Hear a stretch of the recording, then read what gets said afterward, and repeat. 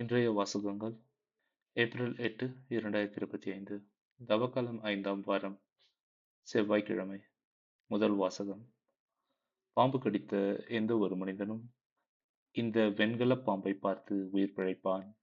எண்ணிக்கை நூலிலிருந்து வாசகம். அதிகாரம் 21, இறைவசனங்கள் 4-9 முடிய.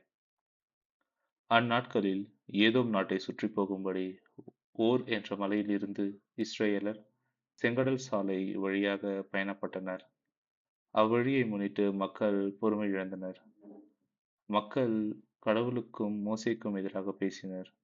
இந்த பாலை நிலத்தில் மாளும்படி எங்களை எகிப்திலிருந்து கொண்டு வந்தது ஏன்? இங்கு உணவும் இல்லை, தண்ணீரும் இல்லை. அற்பமான இந்த உணவு எங்களுக்கு வெறுத்துப் போய்விட்டது என்றனர்.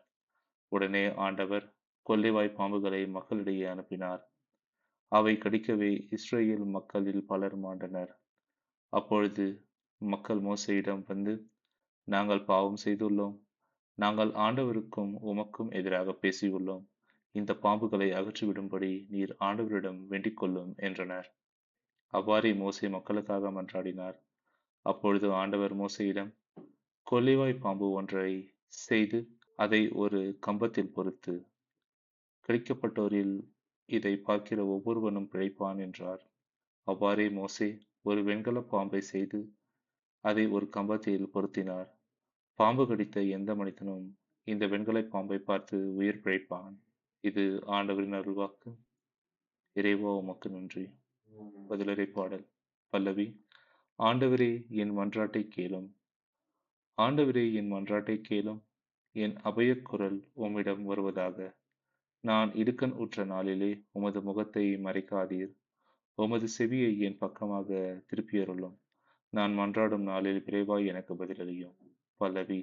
ஆண்டவரே என் மன்றாட்டை கேளும். வேற்றினத்தார் ஆண்டவரின் பெயருக்கு அஞ்சுவர். பூவுலகின் மன்னர் யாவரும் அவரது மாட்சியைக் கண்டு மருள்வர். ஏனெனில் ஆண்டவர் சீயோனை கட்டி எழுப்புவார். அங்கு அவர் தம் மாட்சியுடன் திகழ்வார். திக்கற்றவர்களின் வேண்டுதலுக்கு அவர் செவிகொடுப்பார். அவர்களின் மன்றாட்டை அவமதியார். பல்லவி. ஆண்டவரே என் மன்றாட்டை கேளும்.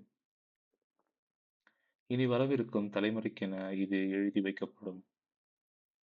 படைக்கப்படவிருக்கும் மக்கள் ஆண்டவரை புகழட்டும். ஆண்டவர் தம் மேலுலக திருத்தலத்தினின்று கீழே நோக்கினார். அவர் விண்ணுலகினின்று வையகத்தை கண் நோக்கினார். அவர் சிறைப்பட்டோரின் புலம்பலுக்கு செவிசாய்ப்பார். சாவுக்கென குறிக்கப்பட்டவர்களை விடுவிப்பார். பல்லவி. ஆண்டவரே என் மன்றாட்டை கேட்டருளும். நற்செய்தி வாசகம். நீங்கள் மானிட மகனை உயர்த்திய பின்பு இருக்கிறவர் நானே என்பதை அறிந்து கொள்வீர்கள். யோவான் எழுதிய தூய நற்செய்தியிலிருந்து வாசகம். அதிகாரம் 8, இறைவசனங்கள் 21-30 முடிய. அக்காலத்தில் இயேசு பரிசேயர்களை நோக்கி, நான் போன பின் நீங்கள் என்னை தேடுவீர்கள். நான் போகுமிடத்திற்கு உங்களால் வர இயலாது.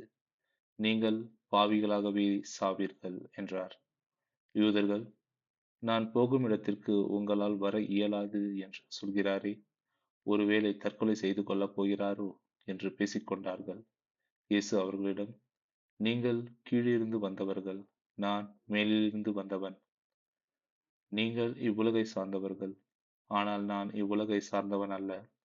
ஆகவேதான் நீங்கள் பாவிகளாகவே சாவீர்கள் என்று உங்களிடம் சொன்னேன்.